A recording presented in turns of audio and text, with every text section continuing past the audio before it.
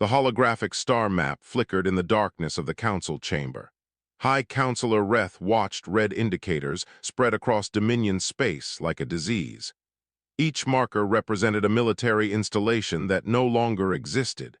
Each empty zone meant another fleet group that would never report back. 800 years. That was how long the Dominion Empire had ruled without serious challenge. 8 centuries of expansion, of bringing lesser species into the fold through diplomacy or force. The galaxy had learned to respect Dominion authority. Some learned through observation. Others learned the hard way. The humans had been expected to learn quickly. They were young, barely past their home system when Dominion scouts found them 30 years ago. Initial reports showed a fractured species, hundreds of competing nations, constant internal conflicts.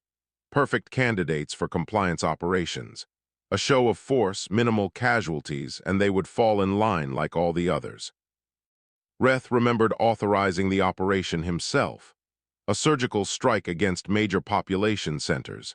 Demonstrate superiority, accept their surrender, integrate them into the Empire. Standard procedure, executed thousands of times across dozens of worlds.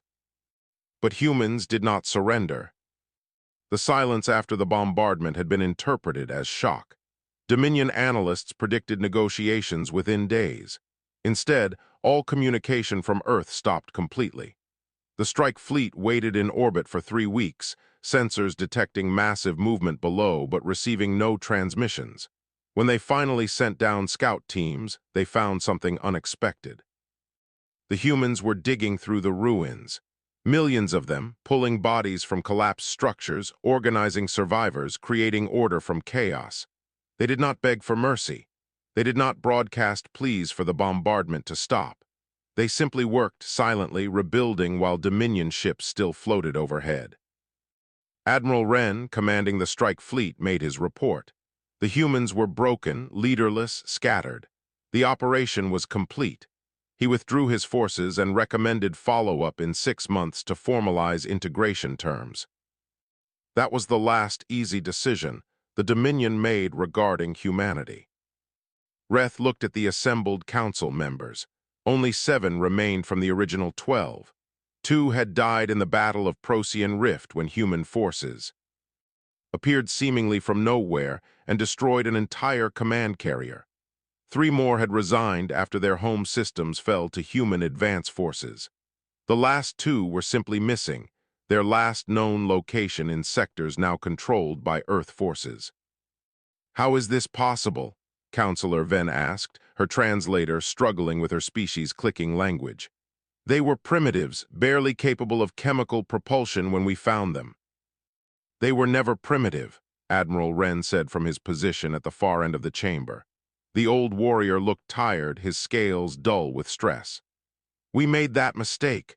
We saw their divisions and assumed weakness. We saw their conflicts and assumed inability." "What changed?" Reth asked, though he already knew the answer. "We changed them," Wren said quietly. "The bombardment killed 700 million humans across their major cities. Sydney, Mumbai, Jakarta, Lagos, Cairo, Mexico City, Sao Paulo. We turned 30% of their planetary surface into glass, and we did it in the name of the Dominion Empire." The hologram shifted, showing intercepted human transmissions. A woman in a burned military uniform stood before a massive shipyard.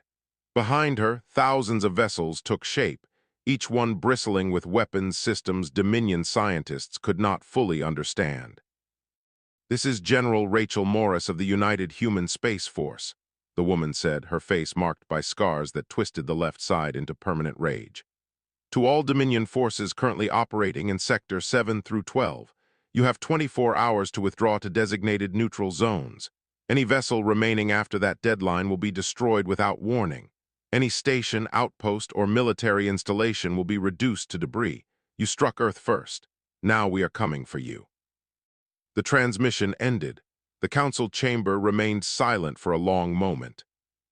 "She is bluffing," Counselor Ven insisted. "They cannot possibly have the resources to threaten multiple sectors simultaneously." "They destroyed the 5th Fleet at Vega," Wren countered.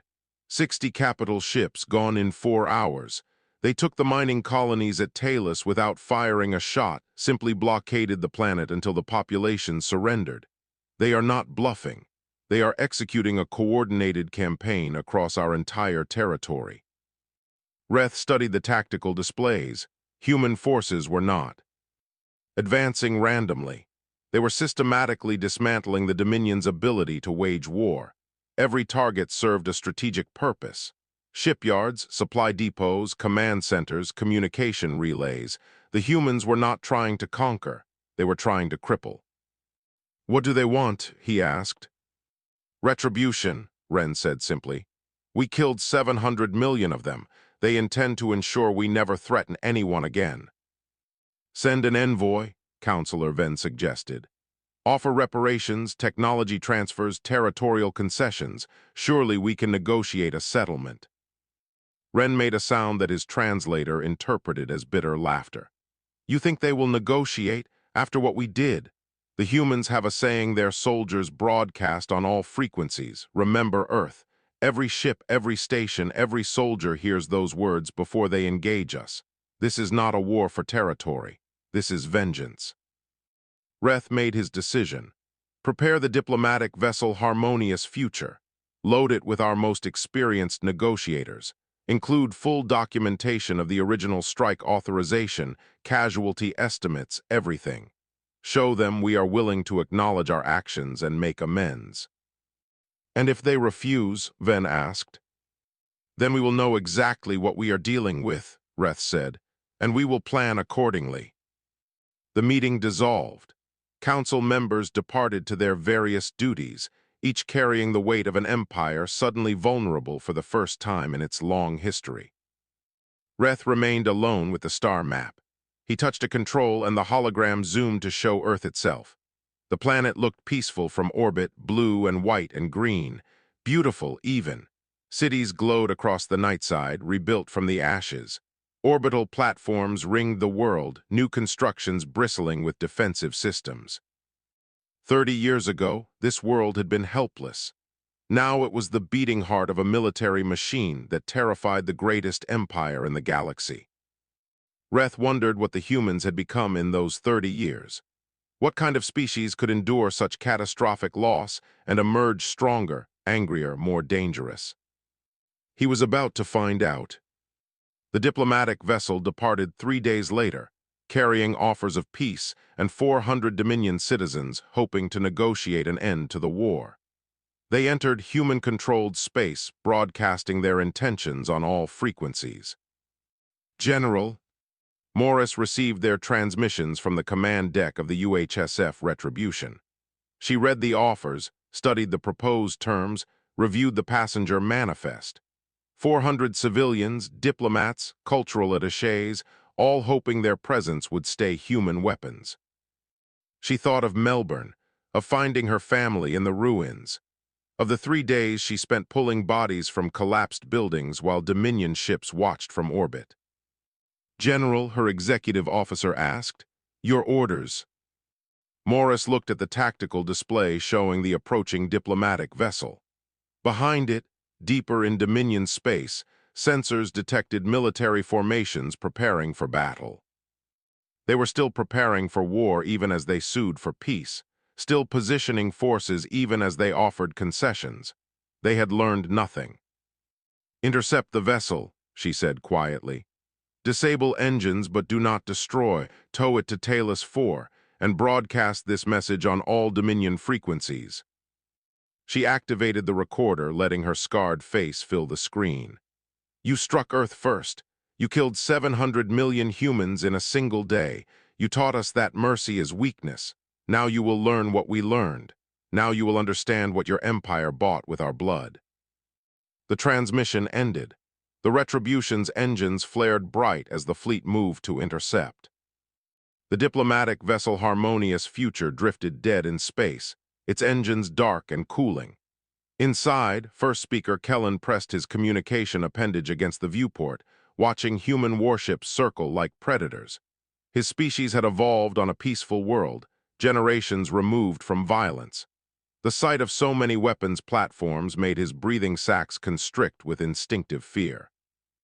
They are not responding to our hails, his aide reported.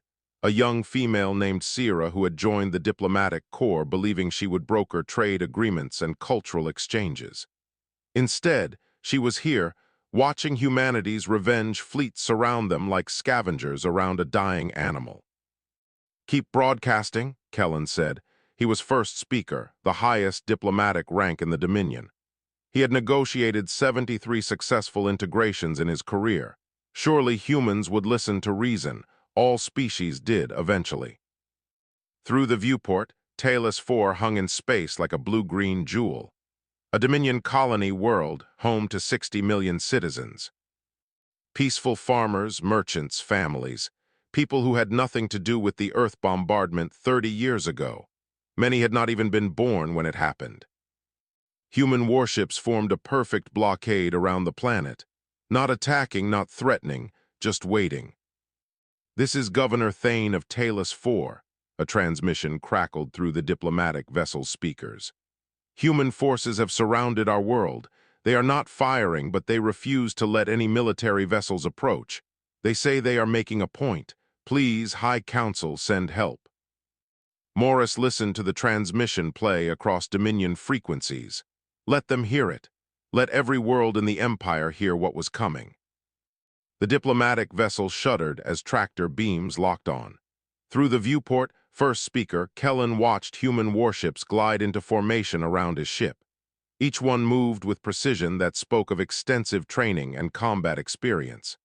These were not the primitive spacecraft Dominion scouts had reported 30 years ago. "Open a channel," Kellen ordered his communications officer. "Perhaps we can still reason with them." The human general appeared on screen. Her scars were worse up close, the left side of her face a mass of burned tissue that pulled her mouth into a permanent grimace. Her eyes were hard, cold, completely without mercy. "General Morris," Kellen began, using the formal greeting protocols he had studied during the journey. "I am First Speaker Kellen of the Dominion Diplomatic Corps. I come bearing offers of peace, reparations, and formal apologies for the tragic events of 30 years ago. Surely we can find common ground, civilized beings speaking to." "Civilized?" Morris interrupted. Her voice was quiet, controlled, terrifying in its calmness.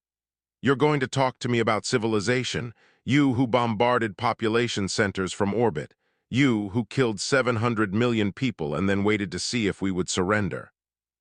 Kellen, the first speaker and head of the diplomatic mission, tried again. "General Morris, we acknowledge the actions of our predecessors were excessive. We come with full authority to negotiate reparations, territorial concessions, technology transfers. Surely we can find a path to peace." On the screen, Morris's scarred face showed no expression. "You will proceed to Talos 4 under escort. Your ship will not be harmed. You and your passengers will be." "Witness." "Witness to what?" Kellen asked, fear creeping into his translated voice. "To what your empire bought," Morris said and cut the transmission. The diplomatic vessel found itself surrounded by human warships, each one painted with names. UHSF Retribution, UHSF Remember Sydney, UHSF Never Again, UHSF Melbourne's Rage, every ship named for a city that burned, a tragedy that could not be undone. The humans did not destroy the envoy ship.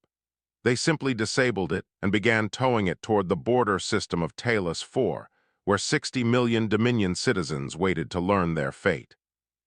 Governor Thane watched the human fleet settle into orbital positions around his world. 3 months had passed since they arrived, 3 months of perfect, terrible silence from the warships overhead. They did not fire. They did not threaten. They simply waited like stones marking graves. The psychological effect was devastating. Riots broke out in the major cities within the first week. Food supplies ran normal, but panic drove citizens to hoard anyway. The Dominion garrison tried to maintain order, but half the soldiers were born on Talos 4. These were their families below, their childhood homes, their parents and siblings. "Sir, another supply convoy is requesting permission to depart," his aide reported. "Medical supplies for the northern provinces." "Granted," Thane said tiredly. The humans allowed civilian vessels through their blockade. They scanned each one thoroughly but never fired, never threatened. Only military ships were turned back, usually with a single warning shot across their bow. 3 Dominion battle groups had tried to break the blockade. All 3 had been destroyed so efficiently it was terrifying. The wreckage still orbited overhead. Another message. Incoming transmission from the human general, his communications officer announced. She is broadcasting on all civilian frequencies. The hologram activated before Thane could respond. General Morris appeared, standing in what looked like a war room aboard her flagship. Behind her, tactical displays showed the siege in perfect detail. "People of Talus 4, she began. "For 3 months you have lived under blockade. You have watched our ships in your sky. You have wondered when we will attack, when the bombardment will begin. I am here to tell you it will not happen." Relief began to ripple through Thane's command center, but Morris was not finished. "We will not bombard your cities because we remember what that feels like. We remember the fear, the helplessness, the watching as death falls from orbit, and there is nothing you can do to stop it." The hologram changed. Footage began to play, real footage from Earth 30 years ago, unedited and raw. Thane felt his breathing sacs constrict as he watched cities burn. The perspective was from ground level, from someone's personal recording device. Skyscrapers collapsed in slow motion, their structures melting under orbital weapons fire. People ran through streets while the air itself seemed to ignite around them. A hospital exploded. The camera caught it all. Hundreds of beds visible through shattered walls, patients burning in their sheets. Medical staff trying to evacuate, caught in a secondary blast that vaporized them instantly. Children, the camera focused on a school. Thane wanted to look away but could not. Young humans, barely past infancy, running from a building that was coming apart around them. Teachers trying to shield them with their own bodies. The orbital strike that hit the playground, leaving nothing but glass and shadows. "This is Mumbai," Morris's voice narrated over the footage. "Population 12 million, duration of bombardment 47 minutes, survivors 200,000, most died from injuries over the following weeks. Final death toll 11.8 million. The footage changed, a different city, same horror. Lagos, population 14 million, bombardment duration 32 minutes, final death toll 13.2 million. City after city, Sydney, Jakarta, Cairo, Mexico City, each one shown in brutal detail. The Dominion had never released this footage to its citizens. Official reports had described the operation as a limited compliance strike with minimal casualties. The reality was genocide. "Your empire did this," Morris continued, her face filling the screen again. "Your taxes funded the ships. Your industries built the weapons. Your government gave the orders. And for 30 years they told you it was necessary, told you it was justified, told you humans were dangerous, aggressive, needed to be controlled." Thane felt something break inside him. His daughter was 7 years old, the same age as the children he had just watched burn. "We are not bombarding your world because we choose not to be like you," Morris said. "But make no mistake, every day you support the empire that did this, you choose their side. You can choose differently." The transmission ended. Silence filled the command center. "Sir," his military liaison said carefully, "High Command is demanding we suppress that transmission, arrest anyone who spreads it." Thane looked at the officer. "How? Every citizen just watched it, every screen on this planet. Do you want to arrest 60 million people?" Within hours, the protests started. Not riots anymore, but organized demonstrations. Citizens demanding answers. Soldiers refusing orders to disperse crowds because the crowds included their families. The garrison commander came to Thane's office personally. "I cannot order my troops to fire on civilians," the commander said bluntly. "Half of them are ready to mutiny. They have seen the footage. They have questions." "So do I," Thane admitted. "I have served the Dominion my entire career. I believed we were bringing order to chaos, civilization to barbarism, but I watched that footage. I saw what we did." "What do we do?" the commander asked. Thane made his decision. Open a channel to the human fleet. I wish to speak with General Morris directly. The conversation was brief. Morris listened as Thane offered his conditional surrender, not capitulation but cooperation. Talus IV would provide testimony about the Empire's first strike protocols, would open its archives, would allow human observers to verify that the world was transitioning to independence from Dominion control. In exchange, Morris would guarantee the safety of all civilians, would allow the military garrison to leave peacefully if they chose, would not occupy Talus IV but would maintain the blockade until the transition was complete. "Why are you doing this?" Thane asked. "Why not just destroy us? We cannot stop you." Morris was quiet for a moment. "Because 30 years ago, someone decided your empire had the right to decide who lived and who died, to judge entire species from orbit and execute them without trial. I will not become that person, but I will ensure your empire never has that power again." The rebellion on Talus IV happened within days. Not a violent overthrow, but a peaceful transition.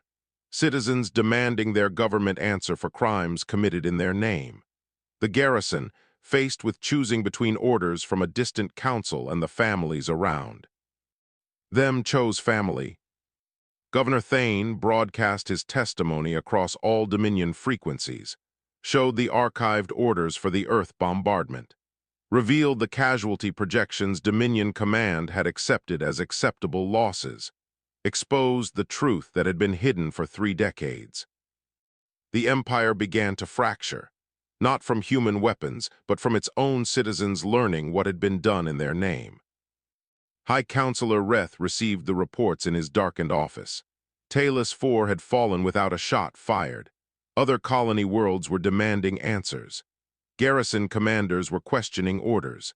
The Empire's foundation, built on controlled information and manufactured consent, was crumbling. And the human fleet was still advancing, world by world, bringing truth in its wake like a plague. The distress signal reached Morris's flagship during a strategy briefing. She was reviewing supply lines with her senior staff when the communication officer interrupted with an urgent message. "General, we are receiving emergency broadcasts from the Vega colonies. Dominion fleet has surrounded all 3 settlements. They are holding 2 million civilians hostage." Morris felt ice settle in her chest. Vega 3 was where many of the crew families lived. Civilian settlements built far from the war, supposedly safe. Officers and soldiers had sent their loved ones there to escape the fighting. "Show me," she ordered. The tactical display shifted. 3 human colonies, each marked in red. Surrounding them, a massive Dominion force. Nearly 200 warships, the largest concentration of enemy vessels they had encountered since the war began. Admiral Wren's face appeared on screen. The old warrior looked tired but determined. "General Morris, I believe we have reached a moment for rational discussion. Withdraw your forces to neutral space, and we will release these civilians unharmed. Continue your advance, and we will be forced to demonstrate consequences." It was a trap. Morris saw it immediately. Intelligence reports showed heavy Dominion fleet movements in multiple sectors. While her attention focused on Vega, the Empire would reinforce its core systems. Regroup, dig in, potentially extend the war by years. But 2 million civilians, families of her own soldiers, parents who had retired to the colonies, children born in peacetime far from Earth's ashes. "Response time?" she asked her navigation. "Officer, 5 days at maximum speed. But General, if we take the main fleet to Vega, we leave Talus IV exposed. Governor Thane's government is still transitioning. If Dominion forces return, they will execute everyone involved in the rebellion." Captain Davies, commanding the Talus IV contingent, appeared via hologram. "General, my forces can hold the system. We have 30 ships and the cooperation of local defense forces. You need to save those civilians."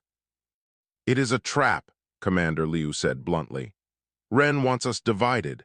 He will destroy the Vega colonies anyway and hit Talus IV simultaneously. We lose on both fronts." Morris looked at the tactical displays. Liu was right. This was basic strategy. Divide enemy forces, defeat them separately. But strategy did not account for the faces in her mind. Engineer Peters, whose family had moved to Vega 6 months ago.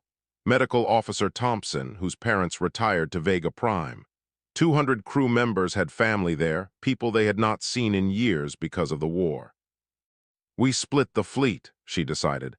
I take half to Vega. Davies holds Talus 4 with the other half. We trust each other to do what needs to be done. General, Liu began to protest. That is the order, Commander. Humanity did not survive the bombardment by abandoning each other. We stay together or we are already lost. The fleet divided within hours. 60 ships followed Morris toward Vega at maximum acceleration. 60 remained with Davies to hold Talus 4 and continue the siege operations in nearby systems. During the 5-day journey, Morris walked through her ship. The Retribution had been her home for 3 years, every corridor familiar, every crew member known by name. She stopped by engineering, where Peters worked on weapons systems calibrations. Sir, he said, standing at attention when he saw her. At ease, Lieutenant, how is the family? Peters's expression shifted, hope and fear mixing together. My wife sends messages when she can. My oldest is in the university now. Youngest is still in primary school. They are scared, General. Everyone at Vega knows what is happening. We will reach them, Morris promised. 5 more days. She continued her rounds. Found Thompson in Medical Bay organizing supplies. The older woman had been a civilian doctor before the war, drafted into service because humanity needed every trained hand. My parents are on Vega. Prime, Thompson said without preamble. They moved there after the bombardment, could not stand to live on Earth anymore even after we rebuilt. Too many memories. Morris understood. Many survivors had left Earth, seeking worlds untouched by the trauma. Vega had become a haven for those trying to forget. We are going to save them, she said. I know, Thompson replied. But at what cost? How many soldiers will die extracting civilians? How many ships will we lose? Is my family worth that? Yes, Morris said simply. Every human life is worth that. It is what separates us from them. The fleet emerged from acceleration at the edge of Vega system on the 5th day. The tactical situation was worse than initial reports suggested. Not 200 Dominion ships, 300. Admiral Wren had committed his entire 5th Armada to this operation. Communication from Admiral Wren, the officer reported. The old warrior appeared on screen. General Morris, you have arrived as expected. You see my forces. You see your colonies below. The mathematics are simple. Surrender and save them. Fight and watch them die. Morris studied the tactical display. 3 human colonies, 60 human warships, 300 Dominion vessels. The math was indeed simple. Admiral Wren, she said calmly, you assume we will choose between victory and survival. You assume we fear death more than failure. You assume wrong. She switched to fleet-wide communication. All ships, this is General Morris. The Dominion believes we will break because they have taken hostages. They believe fear will stop us. They are wrong. We are not fighting to win anymore. We are fighting so Earth never happens again.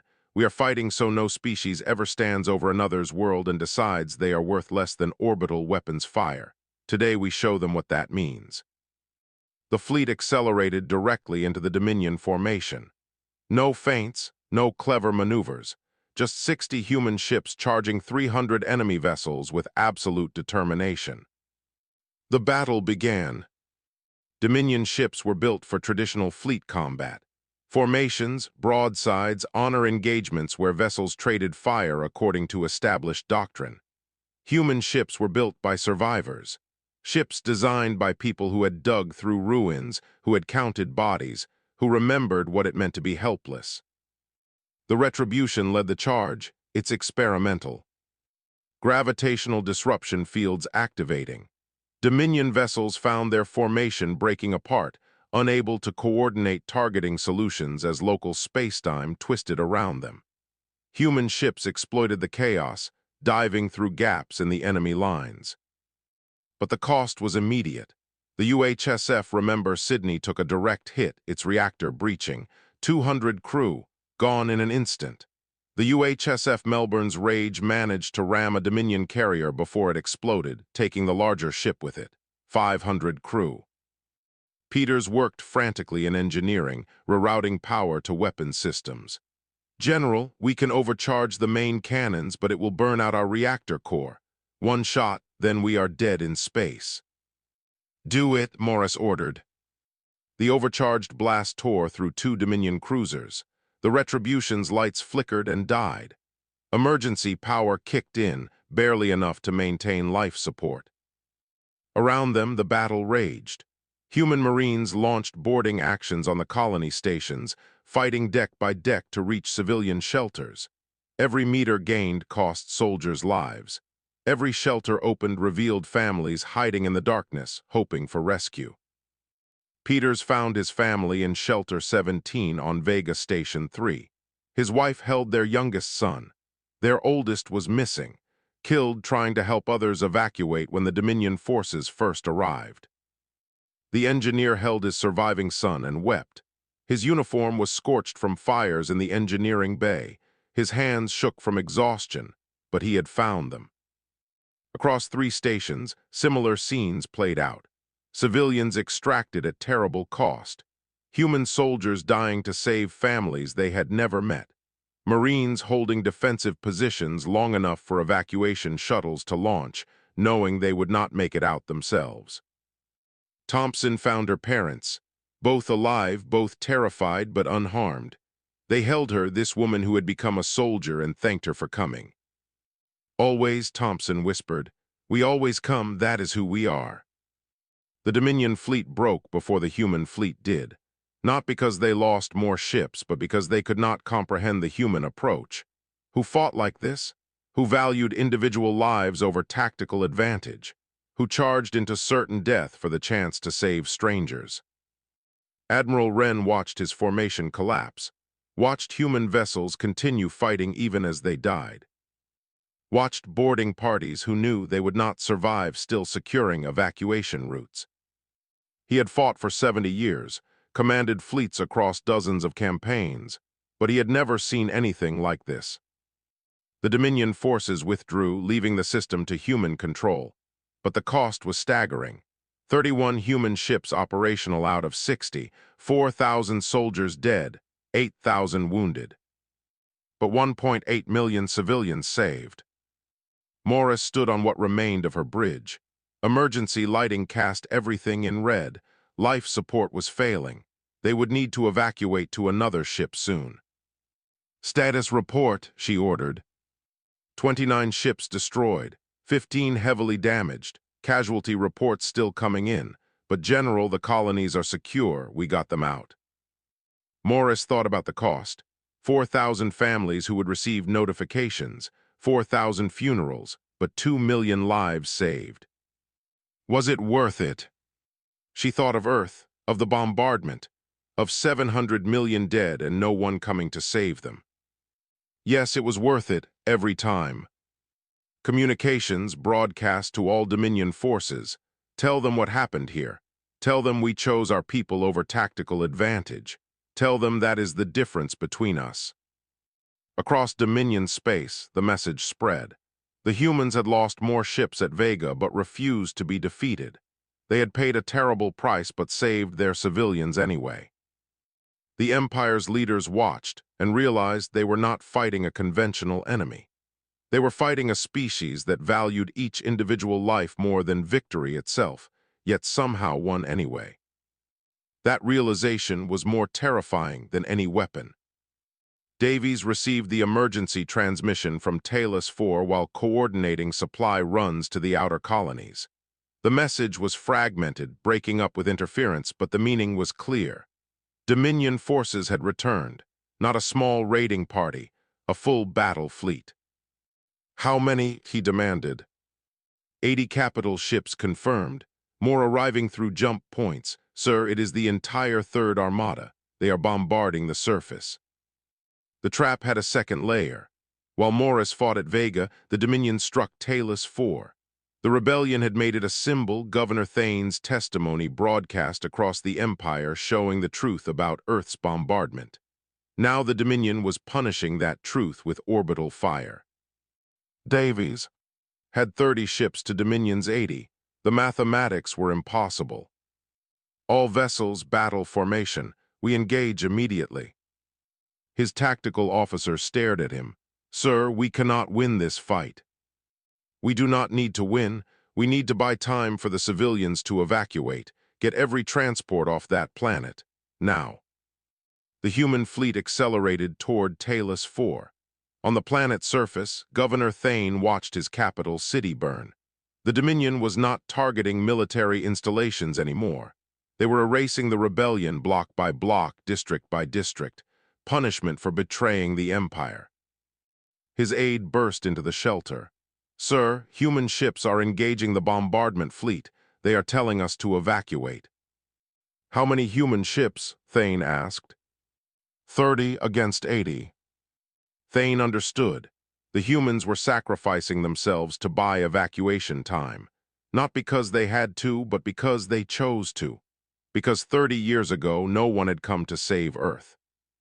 Open all evacuation centers. Get everyone to the transports. Move. In orbit, Davies led his 30 ships directly into the Dominion formation. He did not try to fight conventionally. Instead, he used Talos 4 itself as tactical terrain.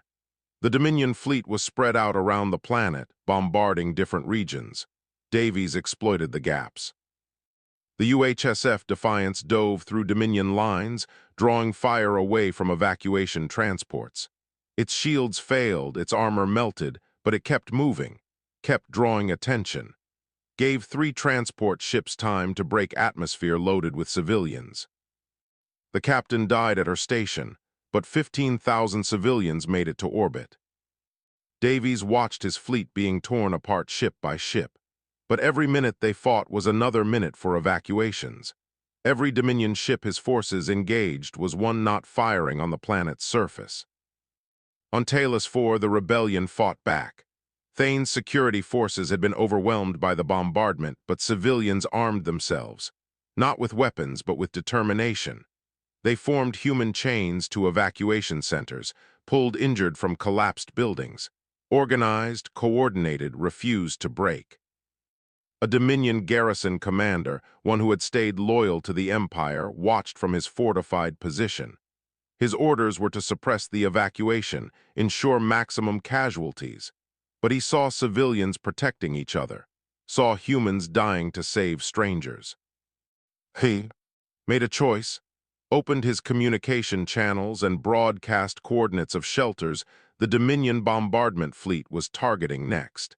Gave the rebels time to evacuate those areas. High Command would execute him for treason. He did it anyway. Davies' fleet was down to 12 operational ships when the Dominion forces suddenly ceased bombardment. Confused, he checked tactical displays. The enemy ships were not withdrawing, but they had stopped firing on the planet. Sir, we are receiving transmissions from 3 Dominion vessels. They are requesting permission to stand down. Mutiny, Dominion soldiers watching the rebellion, watching humans sacrifice themselves and making their own choice. Not many, 3 ships out of 80, but enough to cause confusion in the Dominion formation. Davies exploited it immediately. All ships concentrate fire on command vessels, target their communications arrays, blind the fleet. The human ships, battered and dying, made one final push, not to destroy the enemy fleet, but to disable its coordination. If individual captains could not receive orders, they would have to decide for themselves whether to continue killing civilians. Some chose to keep firing, others hesitated, a few outright refused. The Dominion formation collapsed into chaos. Thane's last transport departed Talos 4 carrying 60,000 civilians. Not everyone made it. Half the capital city was rubble, millions dead, but millions more saved because Davies and his fleet had bought time. Sir, Dominion forces are regrouping. They will destroy us, his tactical officer reported. Probably, Davies agreed calmly.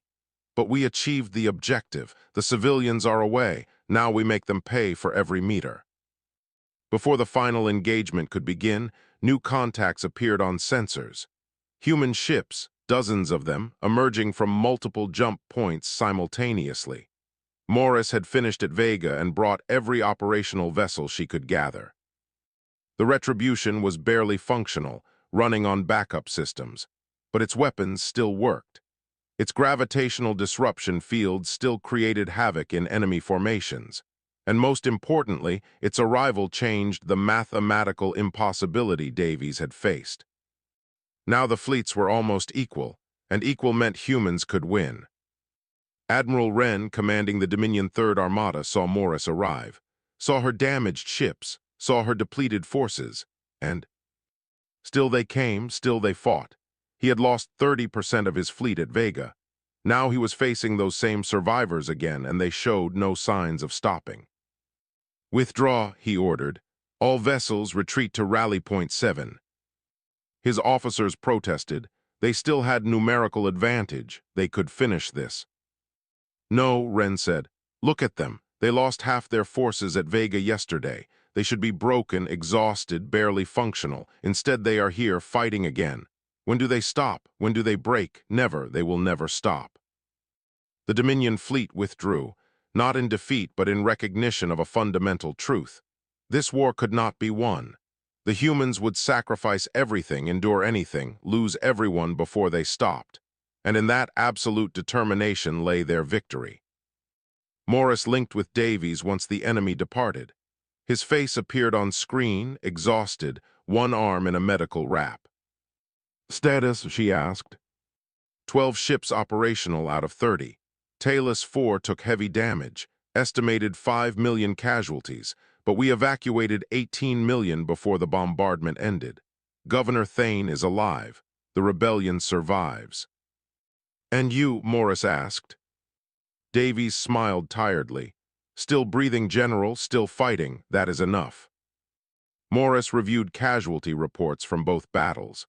Vega and Talus 4, twin operations designed to break humanity's advance. Combined losses, 47 ships destroyed, 12,000 soldiers dead, but the strategic objective achieved. The colonies held, the civilians saved. She thought about the cost of this war. Every day, more names added to the list of the fallen. Every engagement, more families receiving notifications. The butcher's bill was endless. But on Earth, orbital shipyards continued construction. New vessels rolled out daily. Humanity had mobilized its entire civilization for this war. Every factory converted to military production, every citizen contributing in some way. Engineers designing better weapons, scientists creating new technologies, ordinary people volunteering for support roles. Because 30 years ago, 700 million humans had died helpless, and the survivors promised it would never happen again. Not to them, not to anyone. The war continued.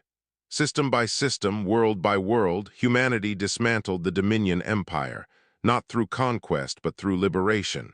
Every colony offered the same choice: continue supporting the empire that started this war, or stand with those fighting to end it. More and more chose to stand with humanity. High Counselor Reth watched the empire crumble, not from external force but internal collapse. The foundation of lies and controlled information that had sustained 800 years of dominance was breaking apart. Truth was spreading like a virus, and the cure was understanding what the empire had done. 5 months after Vega and Talus 4, the human fleet arrived at the Dominion homeworld itself. Not to destroy it, simply to be there, to hang in orbit like a sword waiting to fall. Morris broadcast a single message to the planet below. "You struck Earth first. Now we are here. Now you know how it feels." And she waited. 300 human warships orbited the Dominion homeworld. Reth stood before the viewing port in the High Council chamber, watching them. They did not move, did not threaten. They simply existed in the sky above his world like a permanent reminder of consequences. The empire had fallen, not conquered but dissolved. 40% of member worlds had declared independence. Fleet groups refused orders. Garrison commanders surrendered their posts. The great machine of Dominion authority, built over 800 years, had come apart in less than one. "They are requesting a meeting," Counselor Ven said quietly. She was the only other council member who remained. The rest had fled, resigned, or been killed in uprisings across various worlds. "General Morris wishes to discuss terms." Reth turned from the viewport. "Terms, as if we have anything left to negotiate with." "We could fight," Ven suggested without conviction. "The home defense fleet still numbers 150 ships." "Against 300, after watching every engagement of this war? No, Ven, the time for fighting is over. Send the shuttle. I will meet with her." The diplomatic shuttle descended to the surface under heavy human escort. Reth rode in silence, studying the general who had destroyed his empire. Morris sat across from him, her scarred face impassive. Around her, human soldiers stood at attention, not pointing weapons but present, a reminder. "High Counselor," Morris said when they reached the meeting facility, "thank you for coming." "Did I have a choice?" Reth asked. "Yes, you could have ordered your home fleet to attack. They would have died, but you could have given the order. You chose differently. That matters." They sat at a conference table. No grand ceremony, no diplomatic protocol, just two people who had been at war for a year, facing each other across polished metal. "What do you want?" Reth asked bluntly. "Surrender, reparations, my execution." Morris was quiet for a moment. "Tell me about the authorization for Earth's bombardment. How did it happen?" Reth had expected demands, threats, terms of unconditional surrender, not questions. It was standard procedure. A new species discovered, assessed as potentially problematic due to internal conflicts. The decision was made to demonstrate authority early, prevent future complications. Who made that decision? The Military Council, Admiral Wren commanding. I signed the authorization as High Counselor. Standard compliance operation, executed according to doctrine. 700 million dead was standard, Morris asked quietly. Reth met her eyes. "Yes, that is what we were. That is what the Dominion became over 800 years. We believed our authority gave us the right to decide who lived and who died, to judge species from orbit and execute sentence without trial. And now I understand we were wrong. But understanding does not undo what was done, does not bring back your dead, does not repair your world." Morris opened a data pad. "These are the terms. Dominion military disbanded immediately. All worlds granted self-governance. War crime tribunals for everyone in the chain of command, from admirals to the council members who authorized operations. Human observers stationed throughout former Dominion space for 50 years to prevent rearmament." "And the alternative?" Reth asked. "There is no alternative. These are not negotiations. This is notification of what will happen." Reth studied the terms. They were harsh but not impossible. The empire would cease to exist, but its people would survive. Trials would be held, justice served, but not through mass executions or bombardment. "Why?" he asked. "Why show restraint? We showed you none. You could bombard this world, execute every council member, salt the earth. We could not stop you. Why offer any terms at all?" Morris leaned forward. "Because 30 years ago I was a civilian engineer in Melbourne. I had a wife and a daughter. Sophie was 7 years old, learning to play piano. My wife taught literature at the university. We had plans, a vacation we were saving for, an ordinary life." Her scarred hand traced patterns on the table. "When your ships arrived, I was at a construction site across the city. I saw the first strikes. Ran toward home, got caught in the bombardment. Spent 3 days in a subway tunnel with 200 other survivors. When I finally reached my apartment, I found them, still in each other's arms where they had died." Reth said nothing. There was nothing to say. "I could have become something else," Morris continued. "Could have let rage consume everything. Could have made humanity into a force of pure vengeance, destroying everything you built just because we could. Many wanted that. After what you did, after 700 million dead, the anger would have justified anything." "But you did not," Reth observed. No, because as I pulled my family from the ruins, I made a choice. We would become strong enough that this never happened again, but we would not become you. That is the difference. That is what you taught us. She stood looking out toward the human fleet in orbit. You showed us mercy as weakness. You showed us compassion as failure. You showed us that the strong decide who survives and the weak accept whatever comes. And we learned. We became strong enough to prove you wrong. By not killing us, Reth asked. By choosing not to, strength is not just the ability to destroy. It is the ability to destroy and choosing something else. You had the power to bombard Earth and did. We have the power to bombard your homeworld and will not. That is the difference between us. The terms were signed within days. Trials began immediately, thorough and fair. Admiral Wren faced a human military court, answered for every decision, accepted his sentence without protest. Reth himself testified about the authorization process, holding nothing back. The Dominion ceased to exist as a political entity. Its worlds became independent, many forming a loose confederation with human oversight. The galaxy learned a new lesson. Not that the strong ruled, but that the strongest chose when to rule and when to stop. 10 years passed. Morris retired from military service. She could have stayed, commanded fleets, shaped policy. Instead, she returned to Earth. Not Melbourne, the ruins still haunted her, but New Sydney, built on the coast where the old city had stood. She lived in a small house overlooking the ocean. Engineers by training, she taught now. Young students learning to build instead of destroy. The transition was difficult but necessary. Governor Thane's daughter visited her one afternoon. The young woman had become an ambassador, leading a joint human and former Dominion expedition to explore beyond known space. The crew included children of soldiers from both sides, enemies once, now working together. We launch next week, the ambassador said, sitting on Morris's porch. Beyond the frontier, looking for new worlds, new species, hoping we meet them better than our peoples met each other.